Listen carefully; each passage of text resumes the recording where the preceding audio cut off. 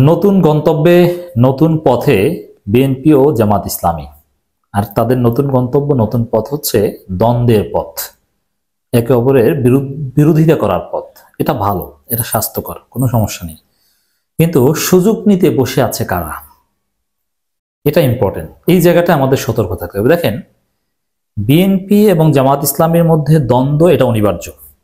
একে অপরের বিরুদ্ধে বলবে, একে অপরের বিরুদ্ধে নির্বাচন করবে, বিএনপির বিরুদ্ধে জামাত বলবে, জামাতের বিরুদ্ধে বিএনপি বলবে। এটা একেবারেই ইনএভিটেবল রিয়ালিটি, এটা হওয়া উচিত। এটা রাজনৈতিক সৌন্দর্য। এটা জামাত ইসলামের সেক্রেটারি জেনারেল বলেছেন যে এটা বিউটি অফ ডেমোক্রেসি। কিন্তু লিমিট ক্রস করা, এই হেলদি কম্পিটিশনকে আনহেলদি করা, এটাকে ভারতের প্রজেক্টের রূপ দেয়, এটা অন্যায়। আমরা এই জায়গায় বিরোধিতা করছি। কিন্তু বিএনপি জামাতের মধ্যে দ্বন্দ্ব কিংবা প্রতিযোগিতা, আপনি যে ভাষায় বলেন, ইটস পজিটিভ। কিন্তু বিএনপি এবং জামাতের মধ্যে দ্বন্দ্ব বাজিয়ে সুবিধা নিতে চায় ভারত এবং ভারতের দালালরা, সুবিধা নিতে চায় বামপন্থীরা। তার প্রমাণ বামপন্থী মিডিয়াগুলোর প্রচারণা। বিএনপি জামাতের মধ্যে স্বাভাবিক নির্বাচনী দ্বন্দ্ব কিংবা নির্বাচনী প্রতিযোগিতা, এটাকে তারা খুব বড় আকারে হাইলাইট করছে এবং তাদের এমন একটা পরিস্থিতি তৈরি করার চেষ্টা করছে যে বিএনপিকে পরাজিত করার জন্য জামাত যেন আওয়ামী লীগকে কাছে টানে। এটা হচ্ছে জামাতকেও ধ্বংস করার একটা থিওরি আর বিএনপিকেও ধ্বংস করার একটা থিওরি। মাঝখানে আওয়ামী লীগকে, ভারতকে বিজয়ী করার থিওরি।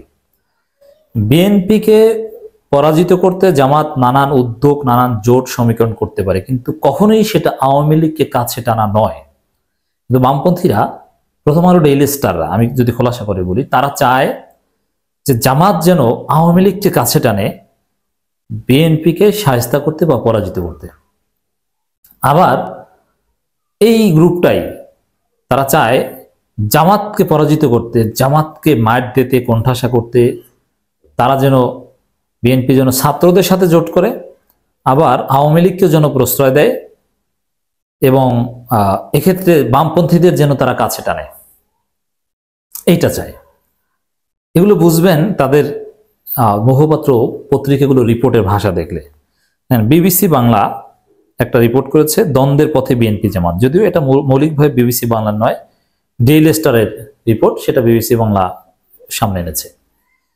বিবিসি বাংলার শিরোনামটা এরকম যে BNP Jamaat on collision course, অর্থাৎ দ্বন্দ্বের পথে বিএনপি জামাত।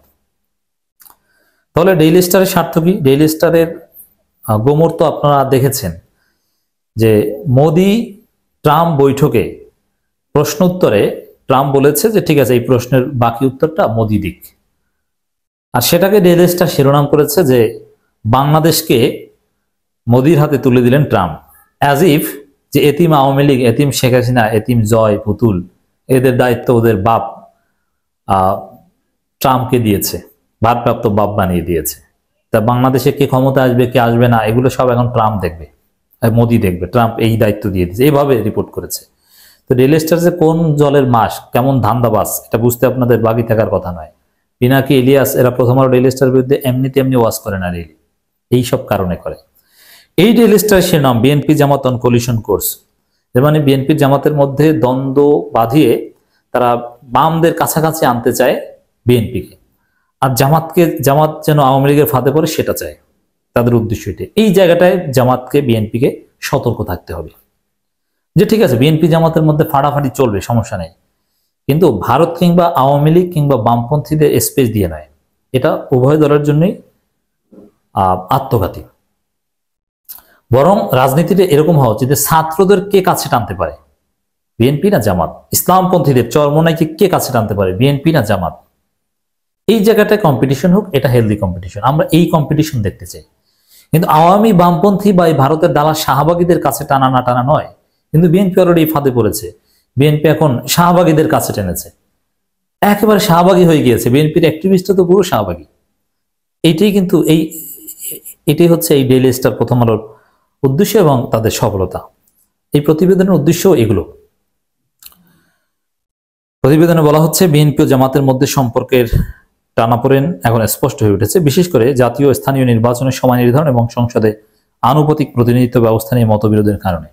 এটা হেলদি, এটা স্বাস্থ্যকর বিতর্ক, যেহেতু এটা হতেই পারে। গত সপ্তাহে এই বিরোধ প্রকাশ্যে আসে যখন দুটি দল একে অপরকে বিপরীত অবস্থান নেয়। জামাত চায় নির্বাচন আগে রাষ্ট্রীয় প্রতিষ্ঠানগুলির সংস্কার হোক এবং স্থানীয় নির্বাচনের পর জাতীয় নির্বাচন অনুষ্ঠিত হোক। এটা জামাত চায়, জনতা চায়, ছাত্ররা চায়, মেজরিটি পিপল চায়। যেমন জামাত এটা যখন চায়, এটা বলেছে যখন নির্বাচন করে তখন বলেছে যে যেহেতু জনগণ চায়, জনগণ না চাইলে জামাতের এখানে চাওয়া নেই। অন্যদিকে বিএনপি দ্রুত জাতীয় নির্বাচন চায় এবং দলটি আনুপাতিক প্রতিনিধিত্ব ব্যবস্থার বিপক্ষে তাদের অবস্থানের কথা নিশ্চিত করেছে। মজার বিষয়, বিএনপির কোনো যুক্তি নেই, কোনো যুক্তি নেই। কিন্তু এই প্রথম আলো ডেইলি স্টার এরা কিন্তু আনুপাতিক পদ্ধতির পক্ষে ছিল। হ্যাঁ, দেখবেন যেহেতু জামাত চায়, তারা এই আনুপাতিক পদ্ধতিটাকে জনগণের স্বার্থে কিছু করা যায় কিনা এটা না দেখে বিএনপি জামাতের মধ্যে দূরত্ব বাড়ানোর উপাদান হিসাবে এটা ব্যবহার করবে। এটাই হচ্ছে এদের এই ভারতপন্থীদের অপরাজনীতি। বিএনপি মহাসচিব মির্জা ফখরুল ইসলাম আলমগীর বলেছেন, দেশে প্রচলিত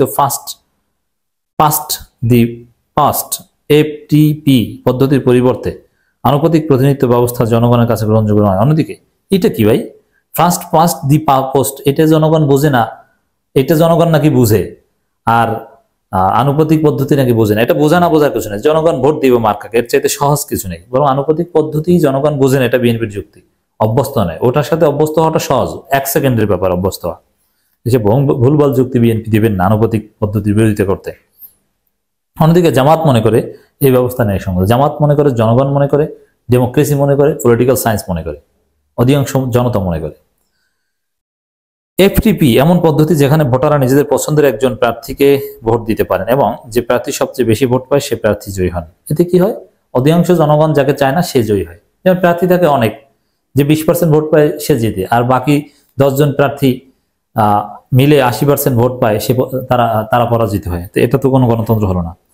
নির্বাচন কমিশন সংস্কার সংসদের উচ্চকক্ষে আনুপাতিক প্রতিনিধি চালুর প্রস্তাব দিলেও রাজনৈতিক দলগুলোর মধ্যে নিয়ে মতবিরোধ রয়েছে। নিম্নকক্ষেই আনুপাতিক দরকার, উচ্চকক্ষে দরকার না, এটা উল্টো প্রস্তাব হয়েছে। বিএনপি দ্রুত নির্বাচন চাইলেও জামাত সংস্কার ছাড়া নির্বাচন না যাওয়ার কথা জানিয়েছে। রাইট। এদিকে জামাতের নিবন্ধন বাতিল থাকায় দলটি আদালত তাদের নিবন্ধন পুনর্বহালের জন্য আবেদন করেছে। দেখেন, ওই নিবন্ধনের যে কোনো ভ্যালু নাই সেটা তো বর্তমান রাজনীতির দিকে তাকালেই বুঝছেন। বর্তমান রাজনীতি দাপিয়ে বেড়াচ্ছে জামাত ইসলামী, অথচ তাদের নিবন্ধন নেই। অর্থাৎ নিবন্ধন ধরে আপনি পানি খান। 1999 সালে বিএনপি জামাত জোট গঠিত হলে 2013 সালে জামাতের নিবন্ধন অবৈধ ঘোষণার পর থেকে বিএনপি ধীরে ধীরে তাদের থেকে দূরত্ব বজায় রাখছে। এর মানে সরকারের সিদ্ধান্তই হচ্ছে বিএনপির কাছে পছন্দনীয়। সরকার জামাতকে নিষিদ্ধ করেছে, মানে নিবন্ধন বাতিল করেছে, দূরত্ব বজায় রাখা শুরু করেছে। ভারত রাগ হয়, জামাতকে চেনে না, বিএনপিকে তো চেনে। যাই হোক, প্রতিযোগিতা প্রতিদ্বন্দ্বিতা সবকিছু চলবে, দ্বন্দ্বসংগত চলবে, কিন্তু ভারত, আওয়ামী লীগ এবং শাহবাগীরা যাতে এই দুই দলের কারো কাছে প্রশ্রয় না পায়, এই জায়গাটা খেয়াল রাখার জন্য আমরা আহ্বান জানাচ্ছি। তবে ক্ষমতা এমন একটা জিনিস যে ক্ষমতা পাওয়ার জন্য নীতি নৈতিকতা, আদর্শ এগুলো ভুলে যায় মানুষ। রাজনীতিতে শেষ কথা বলে কোনো কথা নেই, একটা কথা আছে না, এটা হচ্ছে রাজনীতিতে অনৈতিকতা। এর মানে যে কোনো খারাপ কাজ করতে পারে মানুষ ক্ষমতা যাওয়ার জন্য। বিএনপিকে দেখে সেটাই মনে হচ্ছে।